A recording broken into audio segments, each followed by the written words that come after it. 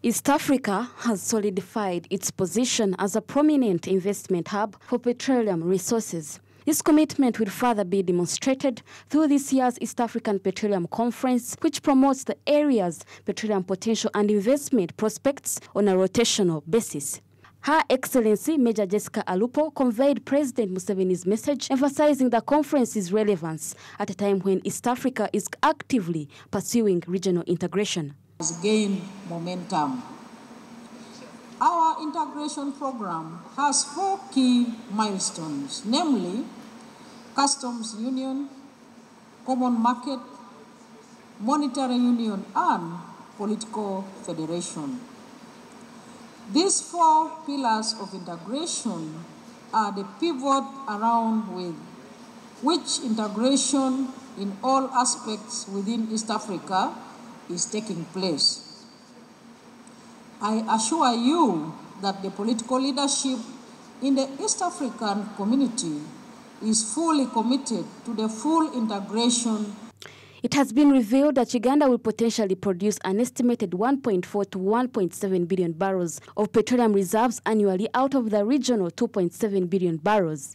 Notably, Honorable Eddie Karuhanga, a keynote speaker, raised concerns about the importance of establishing an efficient task force within the region to ensure proper management of oil and gas resources. He emphasized the significant financial losses that could occur if these valuable resources are mishandled. I urge everyone to work together to ensure that East Africa becomes a leading investment hub in petroleum resources. It is achievable, it is doable.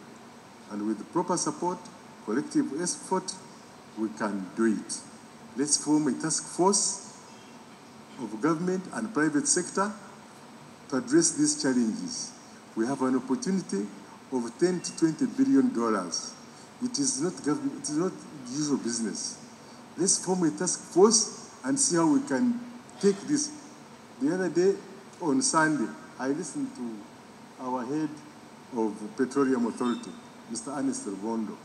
He was on Twitter Spaces with Elson Karuhanga. And he said, if I remember, he said a lot of very many good things.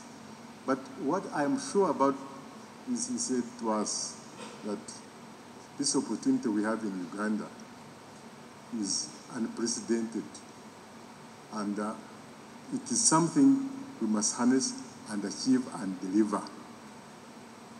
So, to get 20 billion, he said that he's aiming at 40% staying in country.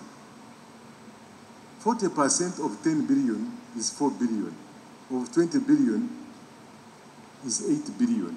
If that money stays here, with the local businessmen here and women, this Ernest was saying, imagine what our country will be like. Uganda's Albertine Graben boasts of 6 sedimentary basins and is considered the most explored for oil and gas resources. However, successful implementation of such projects requires substantial financing. Although financing challenges exist, particularly for ECOP and other blocks, the minister has assured Uganda that sustainable finances will be secured. Despite these obstacles, the country has seen achievement of several contracts worth $6.7 billion, including $1.7 billion awarded to local contractors. First of all, I feel bad that the financing institutions can choose to pull out at this stage. And secondly, I have confidence that we shall get the money anyway.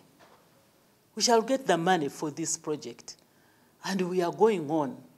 We are going ahead with our plan because this is not a project to be abandoned. The good thing is that we are working together with oil companies. We are working with Total, we are working with CNOOC, and we have made sure that the environmental issues have been taken care of. So what reason? And lastly on this is that we want to handle the SDGs holistically. We are looking at the East African crude oil pipeline as one of the projects that will bring in money to fight poverty. The Petroleum Authority has approved so far is about 6.7 billion United States dollars. And we see that about $1.7 billion of this is actually going to Ugandan companies.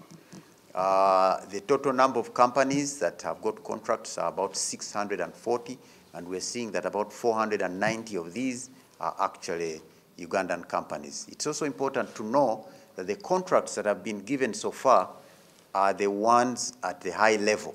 While Uganda awaits the signing of the final investment decision for the refinery, the Ministry of Kenya and the Republic of South Sudan reported on their respective advancements in the field and their anticipations for the conference. In Kenya today, we're learning from Uganda. You know, we did discover oil a number of years after Uganda. And we are at the field development phase.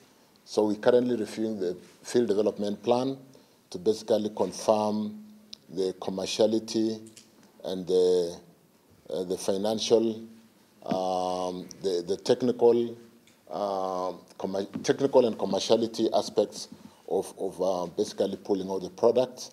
We should be able to do that in a short while, and then once approved through the parliament, we should be able to allow the companies that are prospecting to work us in another 3 years to final investment decision.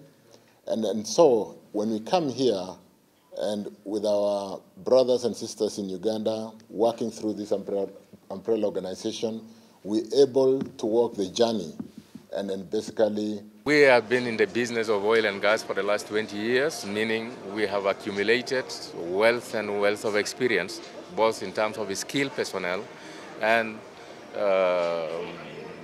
experience that we have. And with this conference, we are ready to support our neighboring countries. We are ready to support them in terms of skilled personnel and capacity building and all these other things, because we already have the experience for the last 20 years.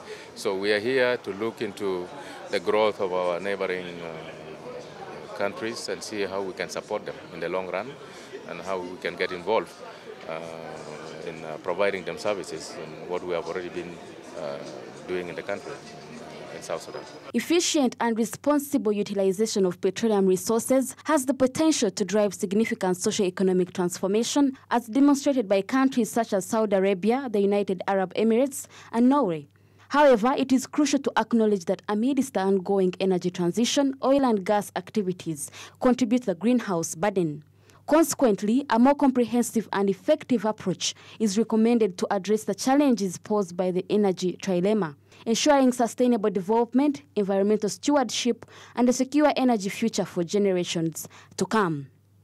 Rona Nahabwe, Smart 24 TV, Business Today.